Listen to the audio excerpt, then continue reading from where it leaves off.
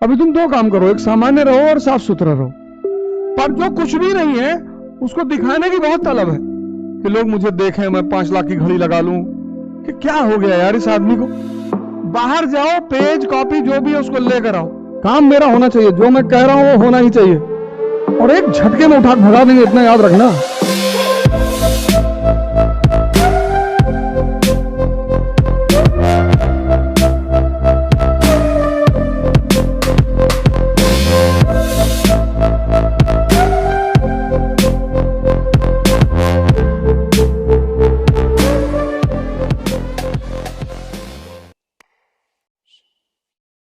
सामान्य रहो, सामान्य से कपड़े पहनो, सामान्य से।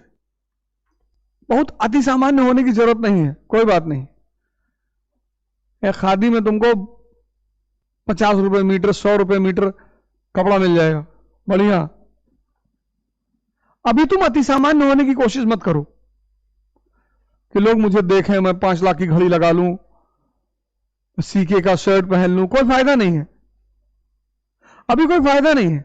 अभी तुम साफ सुथरा रहो, साफ सुथरा रहो और सामान्य रहो, शांत।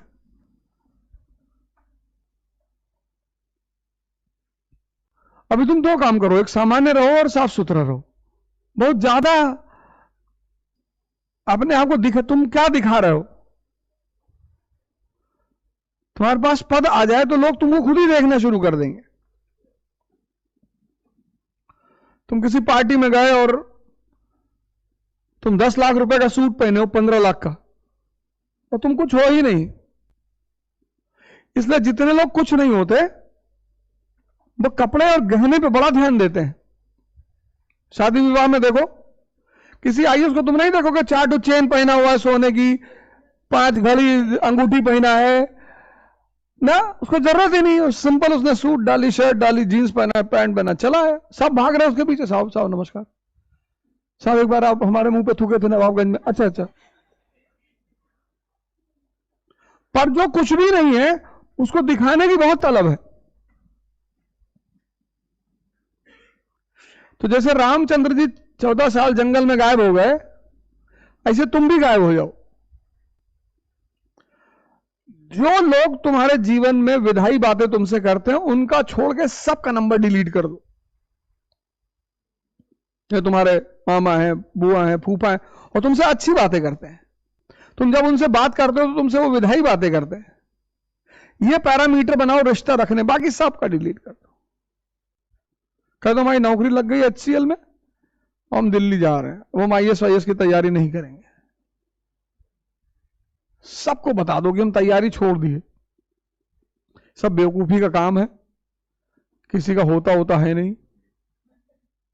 सुन लो, बड़ी महत्वपूर्ण चर्चा चल रही है। अभी अभी आए हो, किताब उताब तो लाए नहीं। पीछे जो तीनों लोग अभी अभी आए हो, कॉपी वॉपी लाए हो? क्यों? जाओ तीनों लोग निकलो यहां से, हटो, जाओ जाओ जाओ निकलो। कॉपी क्यों नहीं लाए?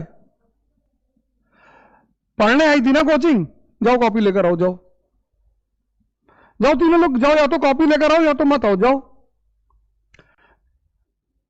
बाहर जाओ, पेज कॉपी जो भी है उसको लेकर आओ तीनों आदमी, और या तो मत आना। पिक्चर देखने आए हो? चले आए। मूवी देखने आए हो? सब कोचिंग वालों ने दिमाग खराब कर रखा है। बाजार है ना, सोचते मेरा एडमिशन टूटना, में भगा मार का डंडा, एक एक आदमी को मारेंगे यहां गिरा गिरा के। चले आए, बताओ, बिना कॉपी पेन के चले आए, पिक्चर देखने आए हैं। कोचिंग जा रहे थे, तुम्हारी बुद्धि काम नहीं की, कुछ तो मास्टर बोलेगा जो मैं लिखूंगा।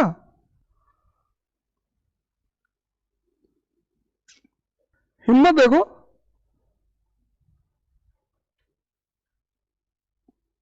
और ज्यादा नहीं, 2-4 लोगों को मारेंगे, पूरी क्लास सही रहेगी। 3 ही 4 लोगों को निकालना पड़ेगा मुझे, और एक झटके में उठा भगा देंगे, इतना याद रखना। काम मेरा होना चाहिए, जो मैं कह रहा हूं वो होना ही चाहिए। भगाएंगे और मारेंगे अलग से।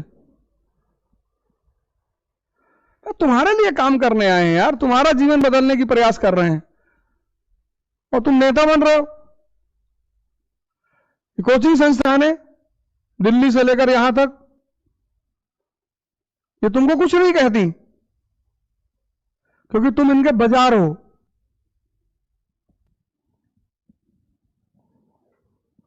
क्योंकि तुम इनके बाजार हो, बाजार। एक बार तुम्हारे जेब से पैसा ले लिया बस खत्म। इसलिए देखो, जब तुम एडमिशन लेने जाते हो तो तुम्हारे साथ कितना बढ़िया व्यवहार होता है, मॉल की तरह व्यवहार होता है, मॉल की तरह। कोई तुमको दुखी नहीं करना चाहता क्योंकि तुम तो जाओगे ही, बाहर जाके 4 लोगों को और मना कर दोगे। लेकिन शुरुआत में ही तो करोगे। एक बार अमृत बहने लगा, रिजल्ट आने लगा, फिर तुम किसी को अगर नुकसान पहुंचाना चाहते हो छोटा सा पहुंचाओगे, उससे ज्यादा नहीं पहुंचाओगे। तुम किसी को मिटा ही नहीं सकते, सिर्फ बना सकते हो। इसलिए जितने लोग दूसरों को मिटाने के चक्कर में वो खुद ही खत्म हो जाते हैं।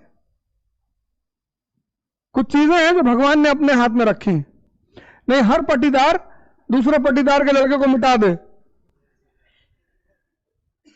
हमारे गांव में जिस आदमी ने सब लोगों को गांजा पीना सिखाया, सबको, उस आदमी का बच्चा ट्रेन में बैठकर आ रहा था। अक्सर लोगों को आदत होती है ना दरवाजे बैठने की, गिर गए, ये दोनों पैर कट गया 28 साल की उम्र में। दरवाजे के बाहर वो व्हील चेयर होती है ना, उसे बैठे रहते हैं। 28 साल की उम्र का लड़का है, 6 फुट का लड़का, और दोनों पैर कट गया, दोनों। अब सोचो उनके मन पे क्या बीतती होगी।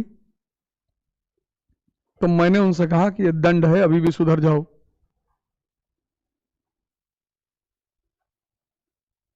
उनको तो हमको देख के समझ में ही नहीं आता कि क्या हो गया यार इस आदमी को।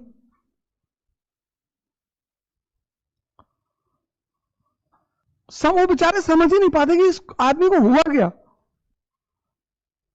कुछ नहीं हुआ, बस यही संतों से मुलाकात हो गई, इनकी बात समझ में आ गई।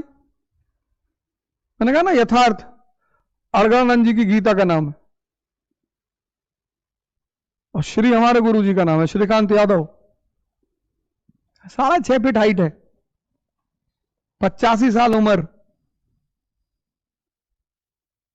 क्लास में आ जाएंगे तो देखते ही रह जाओगे ऐसे, इतना तेज है चेहरे पे। 85 साल उम्र,